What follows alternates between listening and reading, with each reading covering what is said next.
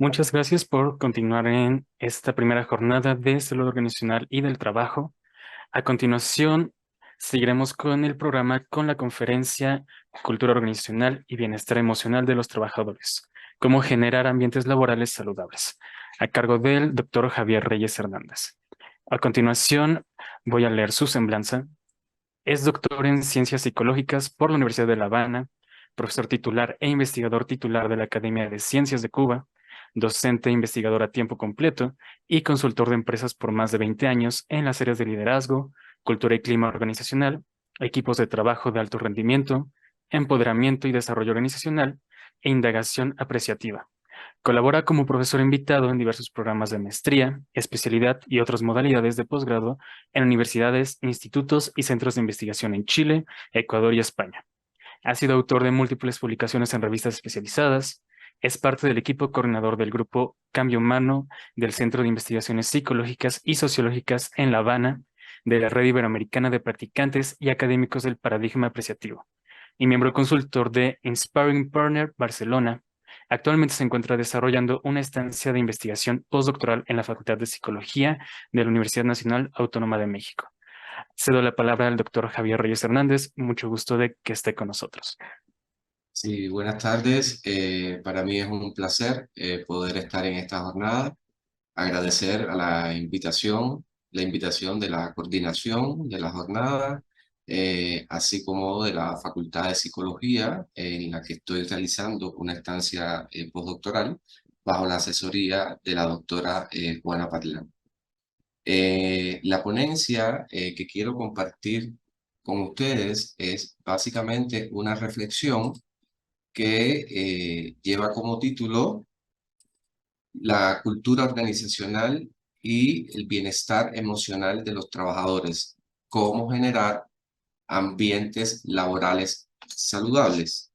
Y creo que este es un tema que me llama mucho la atención en el sentido de que el bienestar emocional es una de las preocupaciones más importantes que hoy en día tienen no solamente los directivos de empresas, los empresarios, sino también académicos, investigadores, profesionales, especialistas en el área de recursos humanos, que tienen como propósito trabajar y cuidar la gestión del potencial humano en las organizaciones. Creo que estamos en estos momentos viviendo en un mundo altamente convulso, donde se generan permanentemente procesos de cambio, de transformación, y como consecuencia el mundo del trabajo, el mundo laboral, también no escapa a esos cambios. Eh, la crisis financiera mundial, las nuevas tecnologías, los cambios demográficos y sociales que están sucediendo, yo creo que están impactando de manera directa en en las instituciones laborales, en el mercado laboral. Y esto, por supuesto, también está acompañado de un hecho que para nadie es un secreto, que constituye o constituyó un punto de inflexión importante en la gestión y en la dinámica de las organizaciones laborales, que es el impacto de la pandemia de la COVID-19. Sí, a partir de ese momento, muchas de las organizaciones laborales han tenido que replantearse su dinámica de trabajo, han tenido que replantearse sus modos de actuación y se han reconocido, entre otros aspectos, digamos que salidas que antes de la pandemia no eran concebidas. Sin embargo, nos dimos cuenta que se podía ser eficiente, se podía ser eficaz incluso desde la distancia, ¿no? En determinadas instituciones laborales. Yo creo que el bienestar emocional y el desarrollo humano en el trabajo es un tema medular porque, bueno, en principio obedece a las nuevas condiciones de trabajo que está imponiendo el mercado laboral. Y ya lo hablaba el conferencista anterior cuando hacía referencia al tema de la inteligencia artificial, perdón, y cómo esto puede impactar en las actividades laborales. También estamos hablando del desarrollo de una hiperconectividad brutal, el desarrollo de multihabilidades, la continua toma de decisiones aceleradas a las que se tienen que ver en las que se ven envueltos los directivos, los trabajadores, y esto, por supuesto, genera dentro de la dinámica laboral, en muchas ocasiones, genera sensaciones de malestar, de incomodidad, de estrés, de presión psicológica, y esto es un aspecto que hay que atender. ¿Por qué? Porque es importante estudiar el bienestar emocional de los trabajadores.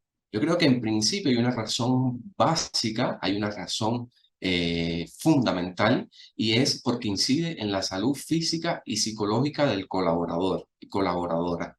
Y este es un principio, es decir, si estamos enfermos no podemos trabajar. Por tanto, el bienestar emocional que yo pueda sentir en mi institución laboral va a ser un factor importante para mi bienestar físico y mi bienestar psicológico. En segundo lugar, una persona que se encuentre emocionalmente estable, digamos que provoca un incremento en el rendimiento laboral, en la productividad, en la motivación laboral. Y todos sabemos lo que implica para una institución las personas altamente motivadas, que existan personas altamente motivadas, que existan personas que eleven su nivel de productividad, y esto trae como resultado, por supuesto, también la incidencia en procesos creativos, en procesos de innovación, en procesos de transformación.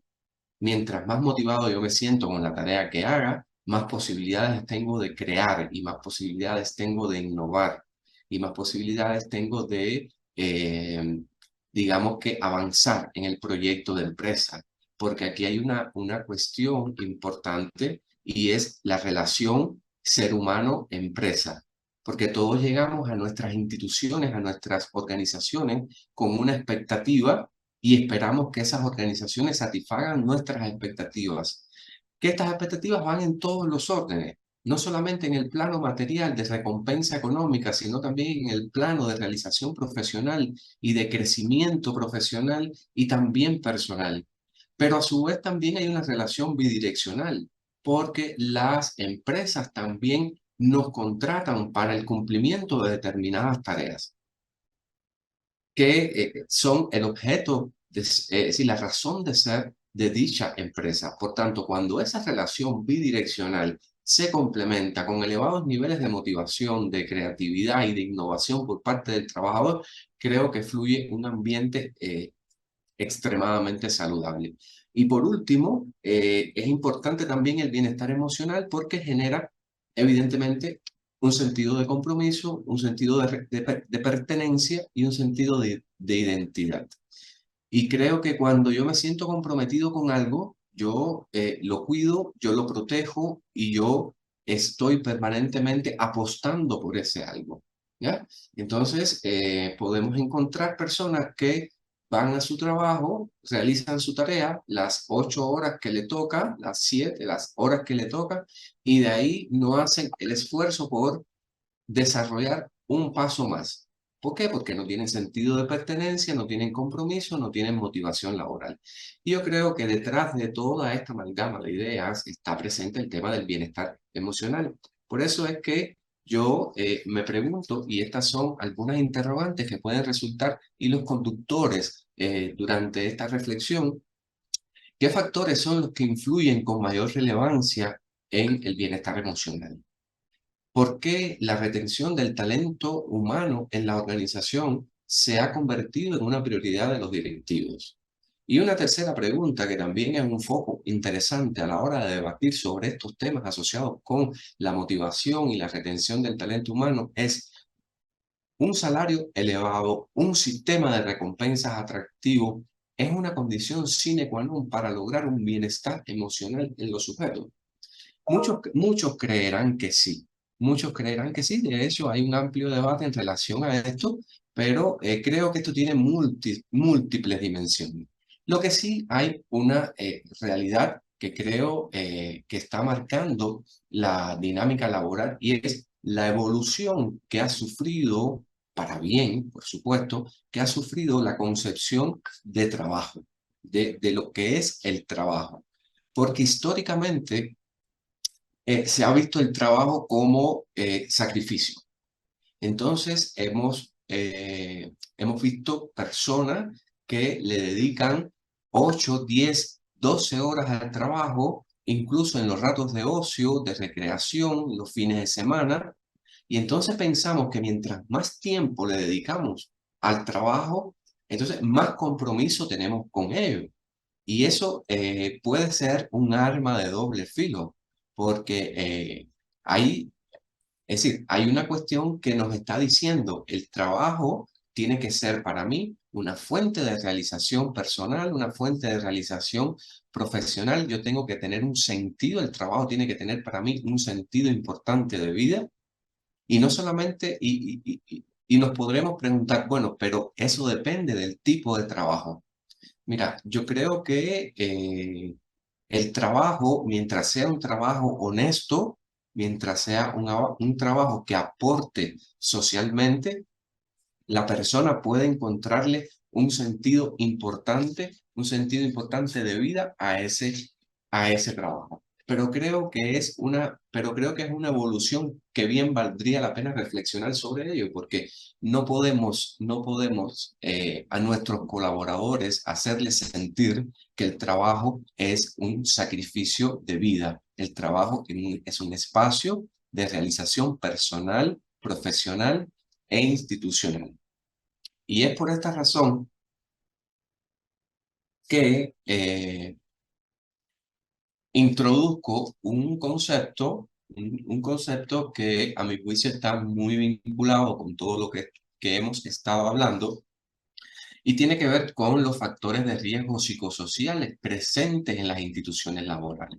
Y también, es decir, esto es algo que ninguna organización se escapa de la presencia de factores de riesgo psicosociales, como se explica en su definición, son los factores psicosociales y organizacionales que provocan respuestas de inadaptación, tensión, respuestas fisiológicas, es decir, son factores con probabilidad de afectar negativamente a la salud y el bienestar del trabajo y desencadenantes de tensión y estrés laboral.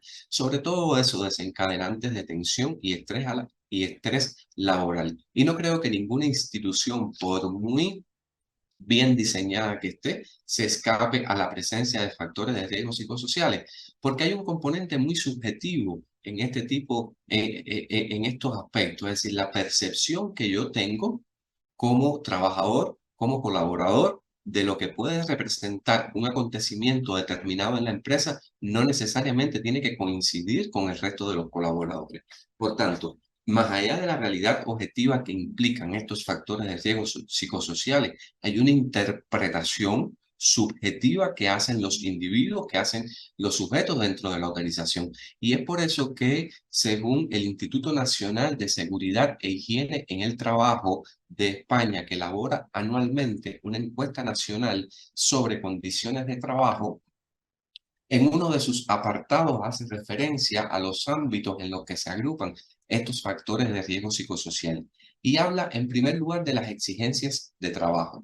Estas son específicamente a las que el colaborador debe hacer frente para el cumplimiento de la tarea, es decir, cuáles son tus exigencias tanto físicas como psicológicas. Hay trabajos que tienen una fuerte carga psicológica y hay trabajos que tienen una fuerte carga psíquica. El contenido de ese trabajo te está diciendo que para, digamos, por ejemplo, ser estibador en un puerto, tú tienes que cumplir con determinados requisitos físicos, más que con determinados requisitos psicológicos. Sin embargo, para ser investigador en una universidad, más que los requisitos físicos, debes contener requisitos psicológicos, intelectuales, etc. Entonces, este es un primer ámbito importante, objetivo, real, que hay que tomar en cuenta. Pero los factores de riesgo psicosocial, según estas encuestas, también se agrupan en un segundo nivel que tiene que ver con el grado de autonomía del que dispone el trabajador y la trabajadora. Y este grado de autonomía es un concepto bastante polémico porque hasta qué punto dejar que el trabajador o trabajadora desarrolle su actividad laboral en los tiempos de que dispone, siempre que cumpla con las normas, las reglas, los procedimientos, creo que debe existir una brecha de libertad, una brecha de autonomía, y yo lo llamo también una brecha de participación. Es decir, si yo tengo que entregar un informe el día 15 y estamos a día primero, yo puedo diseñar un mecanismo dentro de las normas, dentro de los procedimientos de la empresa que me permita a mí cierta flexibilidad. Por supuesto, aquí entran otras instituciones, es decir, otras empresas, otro tipo de empresas donde los niveles de autonomía son casi nulos, porque si estamos hablando de una empresa de producción en cadena, donde el resultado de un trabajador depende del resultado de otro y este a su vez depende de otro, es decir, no podemos dar mucho margen y mucho chance para que se desarrolle este tipo de autonomía. Pero creo que en muchas de las organizaciones e instituciones donde se trabaja, este es un tema que se puede dialogar. Y un tercer ámbito que para mí es fundamental y que es un ámbito que tiene un peso significativo en la vida de cada uno de nosotros, los colaboradores y los trabajadores, es las relaciones sociales que se establecen en el ámbito laboral. Si hay una cuestión importante, yo creo que, es decir, para nadie es un secreto que la vida adulta, la vida de nosotros los adultos, ha transcurrido históricamente en espacios laborales o en espacios fuera del ámbito familiar. Desde que entramos al colegio, estamos 6, 8 horas en los colegios, después en las universidades, después en los centros de trabajo. Cuando llegamos, compartimos con nuestra familia 4 horas y el resto descansando. Por tanto, la mayor parte de nuestra vida transcurre en instituciones, en empresas, en organizaciones. Ahora, ¿cómo poder lograr una armonía en las relaciones sociales en el trabajo? Unas relaciones sociales que estén impulsadas bajo principios de apoyo, de reconocimiento, de complementariedad. También estas relaciones sociales son negativas en muchos de los casos, se presentan de manera negativa y esto, por supuesto, tiene un impacto fundamental dentro de el bienestar emocional de las personas. Ahora, a partir de aquí me surge la siguiente interrogante. ¿Cómo se puede, bueno, creo que primero, mirar cómo estos factores de riesgo y esta posibilidad influye en la salud emocional. Según la Mental Health Foundation, la salud emocional es una sensación de bienestar que permite a una persona desenvolverse en la sociedad y satisfacer las demandas de la vida cotidiana.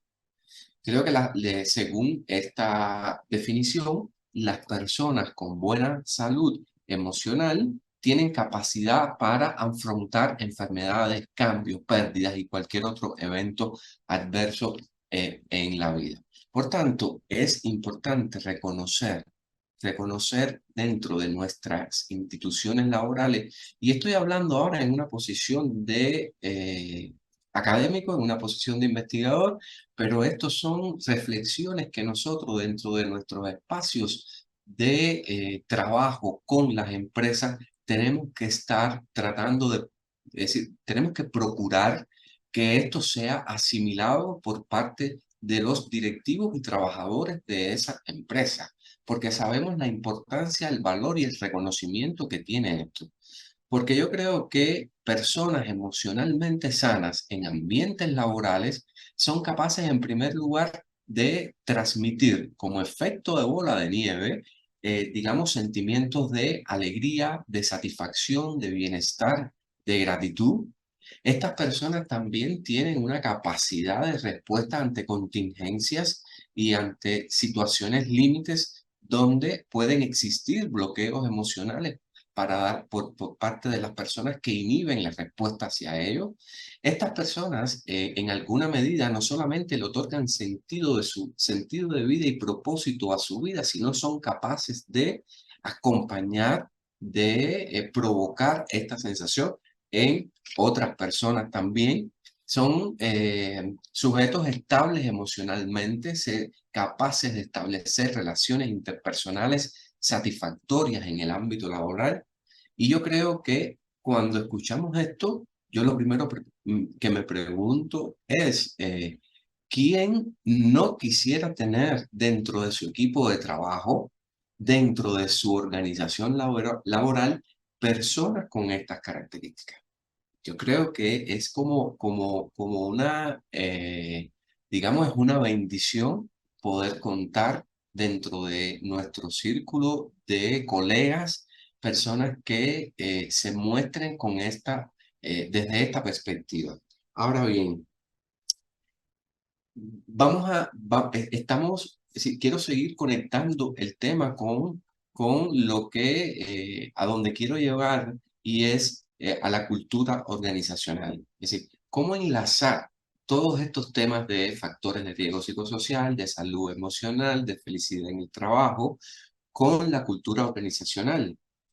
Cómo nosotros podemos lograr esto dentro de las organizaciones laborales, digamos, en contextos y en escenarios que a veces se nos muestran muy hostiles, se nos muestran muy complejos. Y yo creo que para eso vamos a definir en principio ¿qué entendemos por ambientes laborales saludables? Esto puede ser es decir, es una categoría bien abierta donde caben muchísimas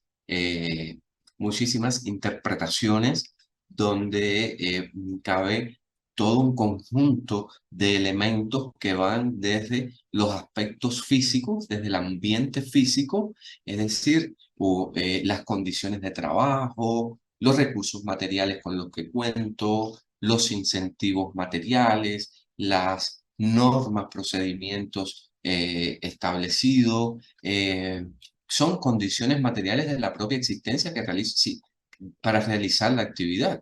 Es decir, si la iluminación, si el calor, si las condiciones en las que tecnológicas, estructurales, son las más adecuadas para desarrollar la actividad. Y este es un punto importante, es un punto básico, es un punto real, ¿ya? Es decir, a veces es inconcebible que nosotros tengamos como tarea, somos médicos cirujanos y que de pronto no contamos con la indumentaria suficiente como para desarrollar una operación. Ahí hay algo que está incidiendo negativamente en este ambiente laboral saludable. Este es el primer punto, el primer aspecto en lo que yo quisiera agrupar estas características para el desarrollo de ambientes laborales saludables. Pueden que existan más, de hecho, deben existir. Una segunda dimensión que a mi juicio también es fundamental es la promoción de la salud y prevención de riesgos.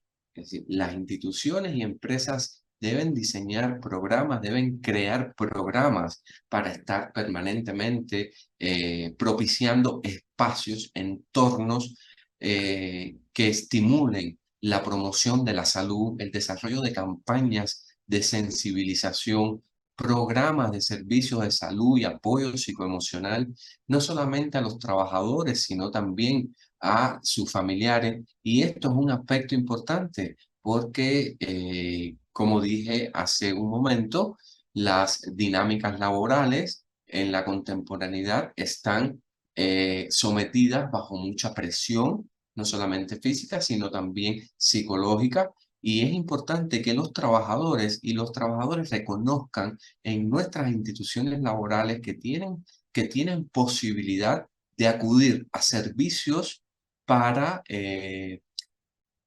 trabajar, para resolver sus malestares físicos, emocionales, etc. Esto es una garantía, esto es una seguridad y esto nos da a nosotros determinada seguridad, valga la redundancia, en que, bueno, estoy en un ambiente bajo determinada presión, pero puedo buscar ayuda, solicitar ayuda.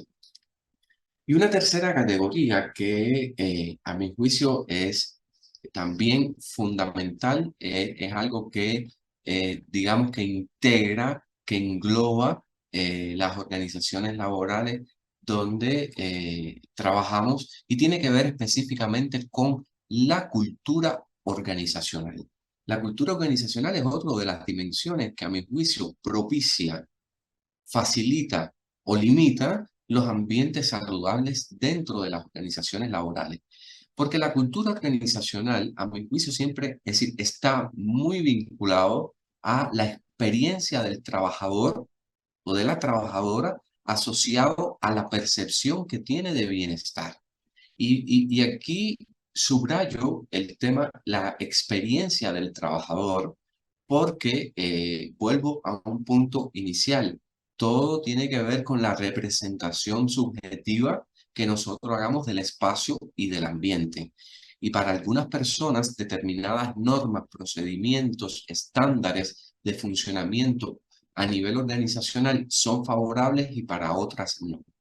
Pero el tema de la cultura organizacional y su influencia en los ambientes laborales saludables trasciende, digamos, este tipo de aspectos para hablarnos, entre otras cosas, también de relaciones interpersonales, de estilos de dirección, estilos de liderazgo, relaciones jefe-subordinado, cómo se establecen los patrones de comunicación a nivel organizacional, a nivel de grupo de trabajo, son las normas, valores, presunciones básicas con las que las personas entramos a una organización y con las que funcionamos.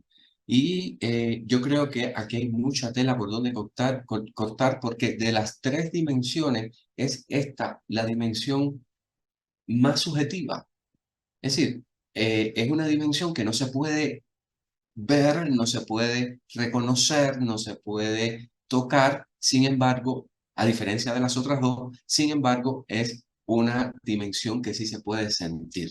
Y ese sentir de la cultura organizacional va a tener un peso significativo en mi bienestar emocional dentro de la organización. Y es precisamente sobre la cultura organizacional que quiero poner el énfasis en esta reflexión a la hora de conectarlo con el tema de bienestar emocional y de ambientes laborales saludables. Y yo creo, y mi reflexión es el resultado sobre todo de más de casi 20 años de experiencia en la consultoría de procesos con organizaciones, con empresas, no solamente a los trabajadores, sino sobre todo, y esta es una experiencia con la que más tuve que andar durante los últimos 8 años, la consultoría con directivos. Y esta consultoría, es decir, estos aspectos, este abordaje de las organizaciones laborales, lo he ido evolucionando desde los clásicos modelos, digamos, que promueven el abordaje institucional desde la intervención a procesos que generan co-creación, construcción colectiva. Es decir, yo, la experiencia que tengo en las organizaciones en Cuba, en las empresas y el trabajo que he desarrollado con directivos y con trabajadores ha evolucionado metodológicamente desde procesos donde se habla específicamente de intervención, es decir, llega un consultor ajeno a la empresa con un conocimiento, con una experiencia y llega a imponer a esa empresa, llega a socializar a esa empresa y llega a compartir información desde una posición de poder que le otorga ese rol y como que el resto de los trabajadores son los embudos de la información que tienen que recepcionar y tienen que asimilar esos contenidos.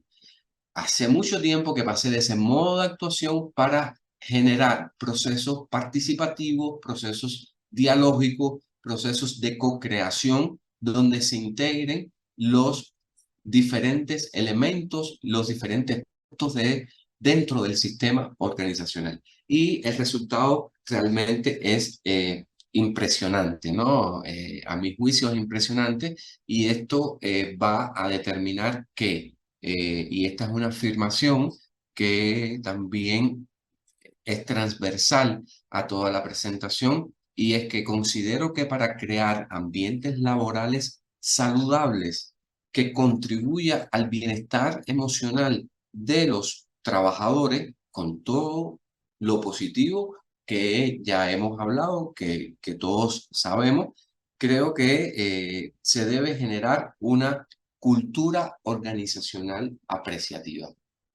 Y aquí es otro aspecto en lo que quiero, en el que quiero detenerme, porque, bueno, quizás cultura organizacional apreciativa no es un término que está fundamentado desde referentes teóricos importantes, pero sí creo que es una combinación, creo que es una proyección que tiene en su base, y para comprender el concepto de cultura organizacional apreciativa, tenemos que comprender qué cosa es la indagación apreciativa, digamos, como ese referente del que sostiene esta cultura organizacional apreciativa. Esta indagación apreciativa constituye eh, un enfoque humano y organizacional que se centra fundamentalmente en distinguir y fomentar lo que hace posible el cambio y no lo que lo obstaculiza. Desde la tradición eh, de las escuelas de intervención a nivel en las organizaciones, siempre hemos estado preocupados por eh, trabajar en las organizaciones en poniendo el acento, poniendo el énfasis fundamental en cuáles son los problemas que existen, quiénes son los responsables de que haya sucedido este problema, en estar permanentemente poniendo el acento en la búsqueda de culpables y responsables porque algo no haya salido bien. Y no creo que este sea un aspecto que se deba obviar. Es que de hecho la indagación apreciativa no niega sí, la búsqueda de estos problemas y dificultades, sino que la propuesta que hace es hacer un cambio en la reformulación de esos problemas, porque considera que en todo grupo humano, en toda organización, en todo ser humano, hay algo positivo, hay algo alentador y hay algo desarrollador que se puede poner en el centro del colectivo, del grupo. Y por tanto, si convertimos esos problemas y convertimos esas dificultades en oportunidades, en revertir cuáles son las mayores potencialidades que tenemos como individuos, como grupos y como organización, entonces yo creo que el problema cambia de foco, no desaparece, pero cambia el foco. Es el clásico ejemplo de cómo ves el vaso. ¿Lo ves medio lleno o lo ves medio vacío? Cualquiera de las dos perspectivas es cierta, solo que hay una diferencia notable en cuanto a los modos de actuación del que lo ve medio lleno al que lo ve medio vacío. El tema de la indagación apreciativa tiene básicamente, se reconocen dos elementos fundamentales. La indagación, pregunta, diálogo, exploración, descubrimiento. El término indagación es un término que a nosotros, digamos que nos cuesta mucho porque culturalmente estamos más enfocados en alegar que en indagar. Y piensen ustedes cuando establecen una conversación rutinaria con cualquier persona, cómo estamos permanentemente enfocados en exponer nuestro punto de vista más que en indagar en el punto de vista del otro. Y yo creo que el término indagación encierra en sí mismo aprendizaje, porque como dijera Freire, la pregunta es el punto de partida para lograr la transformación. Y esto lo demostró Peter Senge, bueno, publicado en su libro La Quinta Disciplina en la práctica, cómo hizo un ejercicio con dos grupos donde había un grupo en el centro que iban a debatir sobre un tema determinado y otro grupo al fondo que actuaba como observador de su pareja.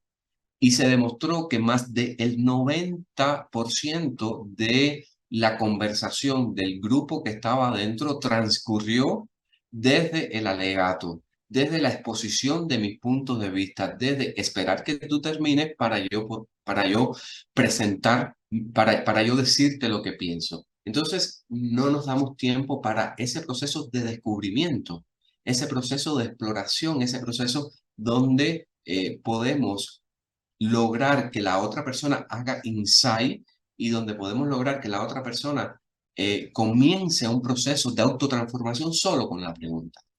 Y también aparece el término apreciativo, apreciativo que tiene que ver con el reconocimiento y que tiene que ver con realzar el valor.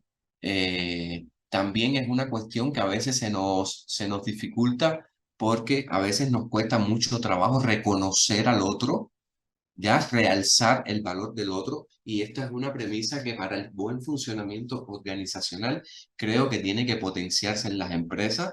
Reconocer y realzar el valor de las personas es un punto importante para hablar de autoestima, para hablar de compromiso, para hablar de satisfacción y sobre todo para hablar de bienestar emocional. Porque todas las personas tenemos algo bueno que aportar y tenemos algo bueno que ofrecer. Pero si nuestro jefe, pero si nuestro padre, pero si nuestro compañero de trabajo, lo único que hace es poner el dedo en la llaga sobre lo que está mal en mí, es decir, no creo que pueda resultar significativo. Y yo creo que apreciar al otro y apreciar a la otra en toda la extensión, ¿ya? Más allá de las dificultades y las cuestiones que puedan incidir, pero siempre podemos reconstruir ese vínculo desde lo apreciativo. Y eso creo que la cultura organizacional apreciativa tiene que comenzar, es decir, una cultura organizacional apreciativa que se enfoque desde este paradigma creo que puede dar un salto importante dentro de la organización laboral. Y hay, por supuesto, dos referentes teóricos importantes que sostienen la indagación apreciativa, que por eso considera su solidez en los postulados epistemológicos. Una es el construccionismo social, cuyo principal exponente fueron Kenneth Hergen y Mary Hergen, y para ellos, para el construccionismo social, el conocimiento y la visión de la realidad se crea colectivamente por medio del lenguaje, por medio de la interacción, por medio de la comunicación. Si la representación social que nosotros hagamos de nuestra realidad se va construyendo a partir del proceso interactivo que lo propicia ese lenguaje, esa comunicación. Y entonces aquí hay elementos que apuntan, que hablan a favor de la pertinencia de este referente teórico, como por ejemplo, para los construccionistas sociales reconocen el papel activo del sujeto y su participación en la construcción de significados. Todos tenemos un papel importante en esa construcción de significados colectivos que hacemos en nuestras instituciones laborales y por tanto esta construcción colectiva se da en el proceso de interacción. ¿Cómo se produce ese proceso de interacción? Ahí es donde pongo el énfasis en lo apreciativo, en realzar el valor, en la fortaleza y no en la búsqueda de culpables, en los problemas, en las dificultades, etcétera. Otro de los aspectos importantes es que los términos en los que se conoce el mundo y las personas se relacionan con él son el resultado de relaciones de intercambio activo y cooperativo entre las personas. Y esto está conectado precisamente como somos, porque somos seres activos, socialmente activos y estamos en un permanente proceso de construcción de esa realidad. Y la forma en que se construyen esas relaciones es entonces que va a propiciar y que va a hablar del reconocimiento de una realidad organizacional más favorable o menos desfavorable.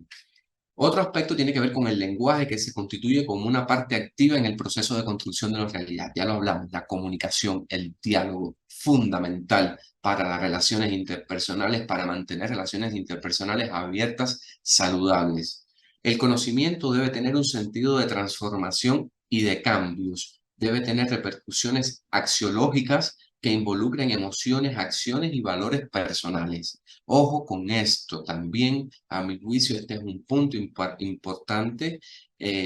A veces nos atrincheramos en nuestras parcelas de conocimiento para ser nosotros los únicos propietarios de ese conocimiento, cuando para lograr una organización, una institución que despegue, ese conocimiento y ese saber tiene que ser compartido, tiene que ser socializado, porque esa es una vía fundamental para lograr estos procesos de cambio y de transformación que requieren las instituciones y las organizaciones laborales. Y, por supuesto, por último, desarrolla una alternativa al enfoque individual del conocimiento, es lo que hablaba hace un instante. Es decir, yo tengo el conocimiento, yo no lo comparto, yo soy el propietario del saber.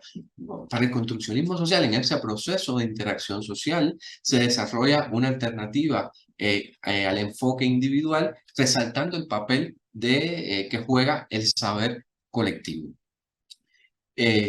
Por supuesto, esto también tiene algunas críticas que no nos vamos a detener a continuación porque no nos alcanzaría el tiempo, ¿no? Pero otro de los referentes teóricos importantes de la indagación apreciativa es la teoría de la imagen de Building y Kenneth Building. Para ellos, la imagen que nosotros tengamos del futuro, eso que muchos llaman expectativas, horizontes, de futuro, son los que definen nuestra actuación en el presente. Y es por eso que plantean que en toda organización, sociedad o grupo hay algo que funciona, hay algo que funciona bien, aunque para muchos no, pero hay algo que funciona. Y la manera en cómo enfocamos estas cosas de entrada, creo que aporta la solución y comienza a ser nuestra realidad. Por eso, si construimos un horizonte en nuestra institución laboral, si construimos desde nuestra cultura organizacional una proyección futura basada en imágenes de éxito, en historias de éxito, en horizontes positivos alentadores, nuestro comportamiento presente va a ir enfocado y va a ir dirigido a esa dirección. Entonces, yo creo que desde mi punto de vista, estos son elementos que se les puede dar una segunda ronda, porque no acaba aquí, es una presentación un tanto, digamos, inicial para reconocer qué cosa, cómo podemos lograr o qué significa lograr una cultura organizacional apreciativa que permita generar ambientes laborales saludables y, por supuesto, un bienestar emocional de los trabajadores. Dos observaciones iniciales. Esto, por supuesto, no es el único camino. Hay otros caminos, hay otras vías. Este es una más dentro de las que se pueden ofrecer y de las que se puede presentar. Hay investigadores, académicos, personas que prefieren otro tipo de rutas metodológicas y epistemológicas para abordar esta, pero mi propuesta va por ahí. Y la segunda observación es que hay que tener mucho cuidado porque hay siempre una mediación cultural, histórica, social, política, y por supuesto lo que puede funcionar en un contexto determinado, en otro contexto no funciona. Esta es una experiencia que yo he venido trabajando desde mi contexto, quizás pueda generar algún punto de contradicción, algún punto de roce, porque son elementos que en el contexto de acá no resultan viables o sí resultan viables. Eso por una parte y por la otra, cuando estamos hablando de subjetividad humana, de subjetividad individual, grupal y colectiva, tenemos que considerar que no podemos ver los fenómenos en blanco y negro, sino que tiene que existir una paleta amplia de colores, que es lo que me indica a mí que lo que puede funcionar en un aspecto, en otro aspecto no. Y para cerrar la presentación, creo que transitar hacia una cultura organizacional apreciativa, a mi juicio, es evolucionar de estructuras de orden y mando hacia culturas de diálogo y participación. Y ya esto lo voy a sintetizar, no voy a dar doble clic a esta diapositiva porque ya se me agota el tiempo, pero tenemos un chance para reflexionar. Evolucionar de estilos tradicionales verticalistas de transmisión de conocimientos hacia diálogo e intercambio de saber y construcción colectiva es otro aspecto fundamental.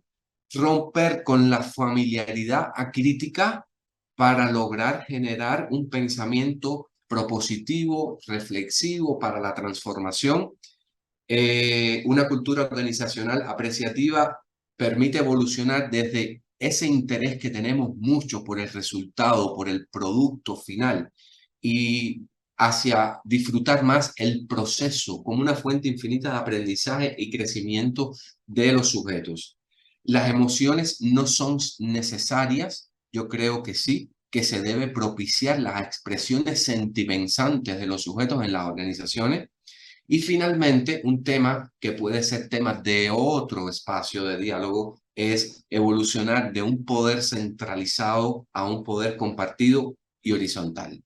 Ojo, esto tiene sus particularidades. Recordemos la paleta de colores en la que se mueve todo este concepto. Finalmente, quiero cerrar con una pregunta. En el contexto de las organizaciones laborales en México, el fomento de una cultura organizacional apreciativa puede ser una opción viable para lograr un bienestar emocional de los trabajadores. Muchas gracias. Muchas gracias, doctor, por esta ponencia. Sin duda fue un abordo muy interesante de este tema. Tenemos muchísimas preguntas en el chat. No vamos a tener el tiempo de responderlas todas, pero sí les voy a comentar algunas, empezando por esta de Keren Ailet Carrillo Moreno, que nos pregunta, ¿existe algún modelo o intervención práctica para el diseño de la cultura organizacional enfocada al bienestar emocional?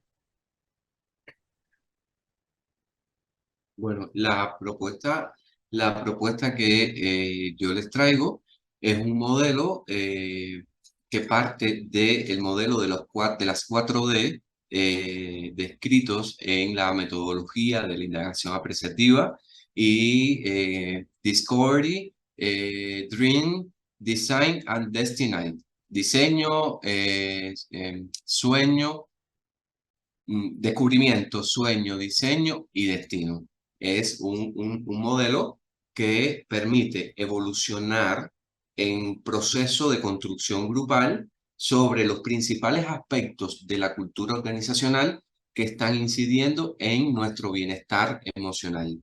Y entonces, este tipo de metodología permite que pongamos en diálogo todo un conjunto de experiencias, vivencias, saberes, emociones, y que se construya ese diálogo, sobre todo de manera horizontal, porque a veces, y esto ha sido parte de mi experiencia, a veces cuando llegamos a las organizaciones laborales, los directivos no participan, en la mayoría de los casos, no participan de estos espacios, porque somos los directivos. Y entonces hay una sentencia importante: cualquier posible transformación, cualquier posible proceso de transformación que se quiere implementar en las organizaciones laborales tiene que pasar por el filtro de la sensibilización de los directivos. Si los directivos no están sensibilizados con lo que queremos hacer, lo que queremos transformar y cómo queremos avanzar, va a ser un poco difícil. Pero bueno, como modelo pueden existir otros modelos. Yo me apego a este modelo de las 4D. Pueden revisar el libro de Margaret Whitley y de Amanda Trostenblom sobre indagación apreciativa, metodología de cambio, donde se describe exactamente cómo funcionar.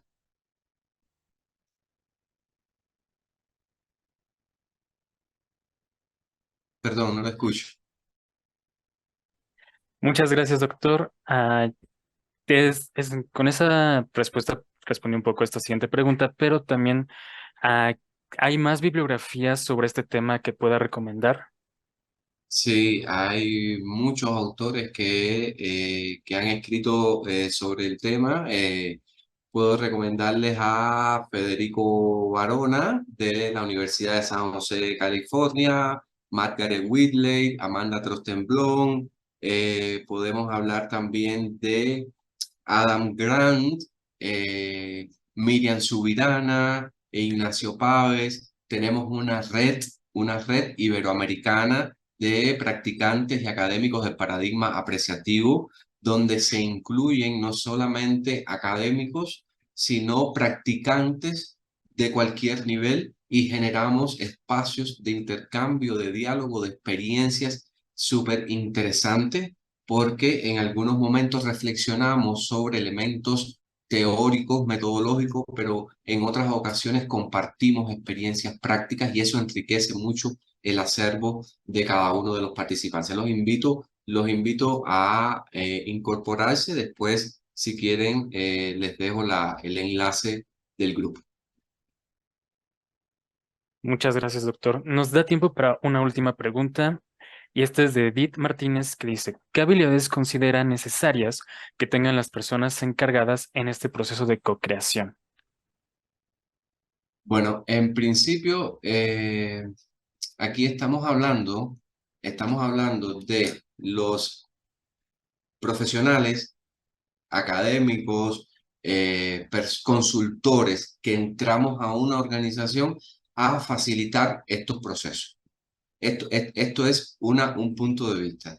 Pero también estamos hablando de, dentro de la propia organización, los líderes, los directivos de cada una de las áreas, los directores de empresas. Es decir, son dos modos de actuación diferentes. Desde el punto de vista de los facilitadores externos, consultores externos, etcétera, yo creo que como habilidades fundamentales tenemos que reforzar la cuestión metodológica. La cuestión metodológica que implica no solamente llegar como único, es decir, como un experto al sistema, como un experto al grupo y decirle al grupo lo que hay que hacer para lograr un liderazgo efectivo, un clima organizacional favorable para potenciar el trabajo en equipo. No, yo creo que como facilitadores externos nosotros tenemos que propiciar que ellos se den cuenta de esa realidad y que ellos mismos comiencen a generar estructuras para la transformación. ¿Ya? Y esto tiene que ver mucho con el aspecto metodológico que usamos a la hora de trabajar en las organizaciones. Y desde el punto de vista de los directivos, líderes, jefes de área, etcétera, que están dentro de la organización, porque al final nosotros como consultores accedemos a la organización durante un tiempo y después salimos. Y la organización debe continuar sola, ¿ya? Entonces, desde el punto de vista de los directivos, etcétera, creo que hay tres habilidades importantes que en este mundo de transformación, esta era de transformación digital, están poniéndose sobre la mesa de una manera muy fuerte y que son las llamadas soft skills. Y aquí estamos hablando de la flexibilidad como punto de partida. Hay que ser flexible, hay que ser abierto a la diversidad que somos. Estamos hablando de colaboración. Cada vez el mundo del mercado laboral funciona y avanza y se desarrolla solo a través de la colaboración, no los investigadores en sus nichos de conocimiento y el tema del aprendizaje continuo. Este aprendizaje continuo es un factor importante. Entonces, creo que son dos direcciones que se pueden complementar. Los consultores externos, académicos, profesionales pueden fortalecer, pueden abordar, pueden complementar, pueden entrenar a las personas para ello. Y para mí es un camino. Repito, existen otras posibilidades, pero este para mí es un camino importante. Muchas gracias, doctor. A continuación, leeré la constancia a la Universidad Nacional Autónoma de México, la Facultad de Psicología, la División de Estudios Profesionales, La Coordinación de Psicología Organizacional otorga la presente constancia al doctor Javier Reyes Hernández por su participación como ponente de la conferencia Cultura Organizacional y Bienestar Emocional de los Trabajadores, cómo generar ambientes laborales saludables. Durante la primera jornada de Psicología de la Salud Organizacional y del Trabajo, Retos y Avances, 50 años de experiencia, efectuada el día 24 de abril del 2023, por Mi Raza Hablará del Espíritu, Ciudad Universitaria, Ciudad de México, 24 de abril del 2023, firma la maestra Erika Sousa Colín, coordinadora del área. Muchas gracias por su participación, doctor. Gracias a ustedes. Y muchas gracias por continuar en esta primera jornada. Les invitamos a que continúen en ella, ya que nos queda una última ponencia por el día de hoy.